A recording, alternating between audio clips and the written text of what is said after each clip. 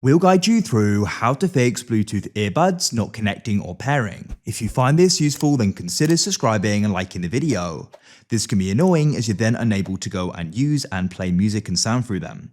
We've got some different fixes you can try. First of all, you want to come onto the device and you want to go and tap and hold the side power button.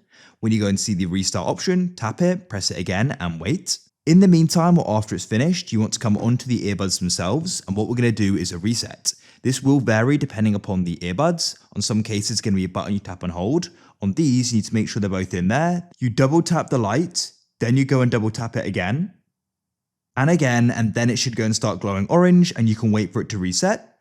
If you're unsure of how to do it on yours, you can go and find out online. Now we need to go and swipe up and go to our settings like so, come to connections, and you want to come to Bluetooth. Now, if you've previously gone and paired and connected, find them in the list and press the gear or clock icon to the right. Then you can press unpair in the bottom right and you can go and forget them like so. Make sure Bluetooth is on, of course, and then you can go and put it scanning, then go and see if they then go and show up in available devices. If they don't, you may need to go and put them into pair mode. There may be a button you need to press, or you need to go and open them up and turn them on.